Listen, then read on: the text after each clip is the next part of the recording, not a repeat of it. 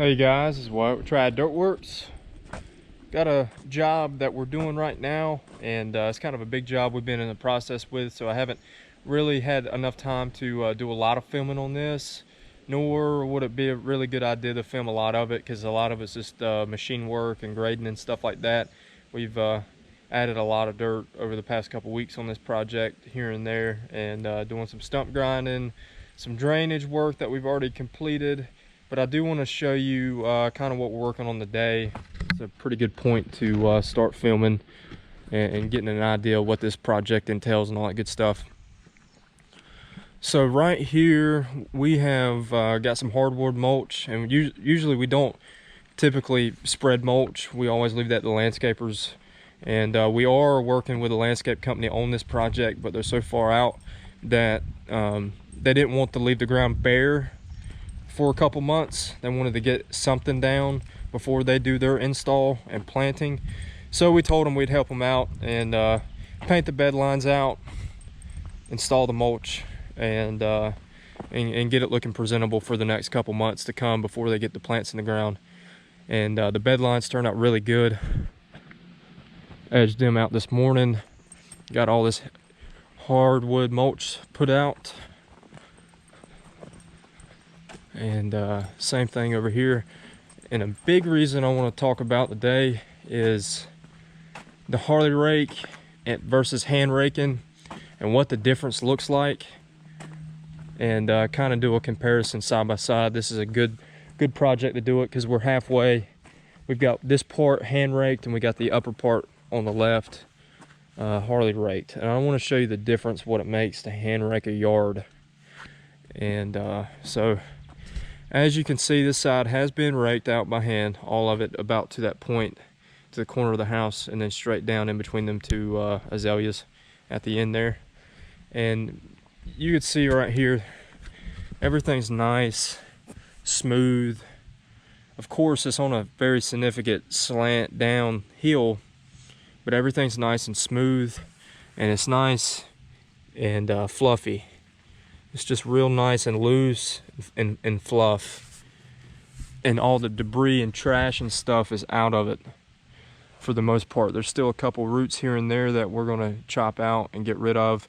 But for the most part, it is ready to be seeded 100%. And then of course, rolled with the poly roller that we got after we put the straw down, and then lime and fertilizer and all that good stuff. But we've sowed a lot of grass, so you guys know the process on that.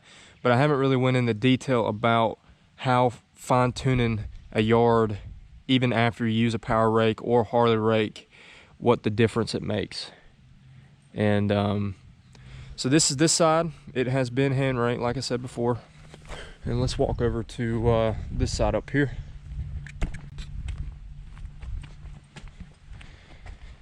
So Dad scooted down through here with the Harley rake, and not so much the tracks and the main divots and stuff like that. This is a tight spot, but this is the kind of texture you get when you just buff it up with a Harley rake right here.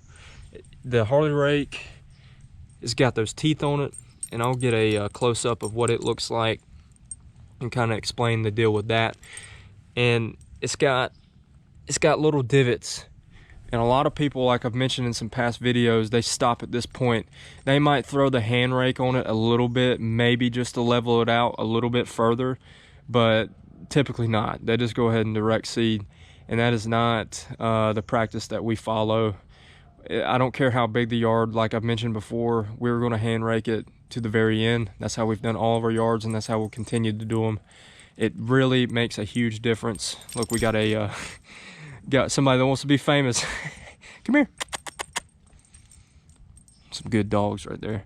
And so that's the main objective, is to get this thing down fine-tuned with a hand rake.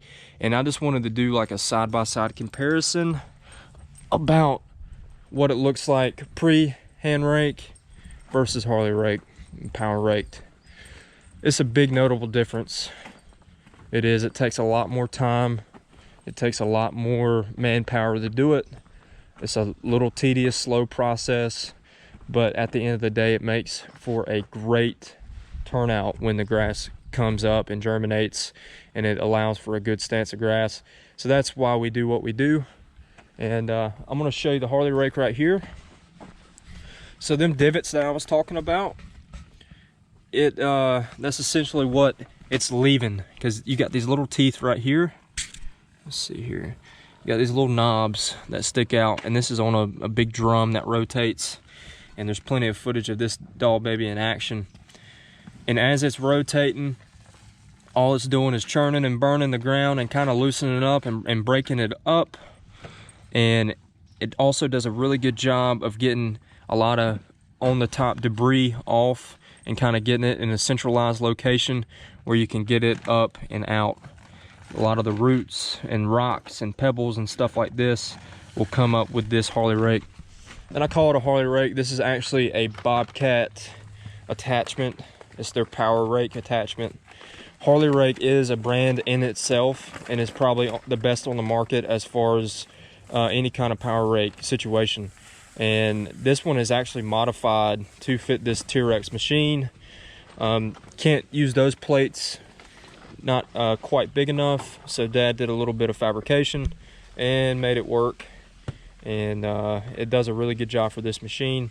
The only downfall with this one is that you can't really see it. You can't really see what you're doing. A lot of it's done by feel. Almost 100% of it's done by feel on this particular setup, because you just can't see in front of the roller, and you can't see off to the sides either, because this is real big and bulky right here. And I'm not throwing off on anything. It's just with this particular skid steer that is technically not even supposed to be put on it, because we had to modify it. It's a little bit bigger than or a little bit smaller than what this skid steer typically could handle. So it's definitely modified, but at the end of the day, it still does the same thing, especially with a stellar operator like Dad is. He can make this thing talk, and you definitely want to have it on any kind of drain or any kind of grading job that you might encounter, for sure. Any kind of dirt works job that you're going to be sowing some grass and stuff, you can really fluff up a yard and get a good germination process going with that power rake.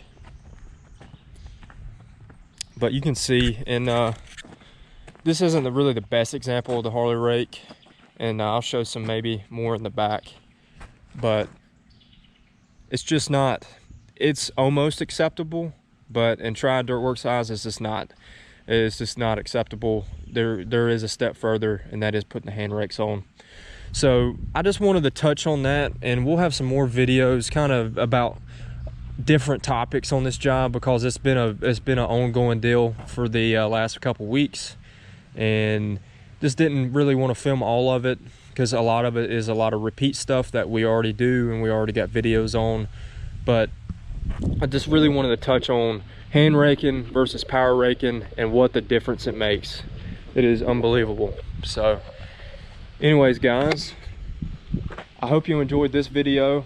This is a really big job that we're doing, and it's taking shape now. Finally, today it's been taking shape with this bed lines put in and everything like that. So there'll be more footage on this, and I hope you guys enjoyed. And if you did, please hit that like button and hit the bell icon if you want to be notified when our videos come up. And don't forget to hit that subscribe button if you enjoy. And like always, guys, this is Wyatt with Triad Dirtworks, and we do appreciate you.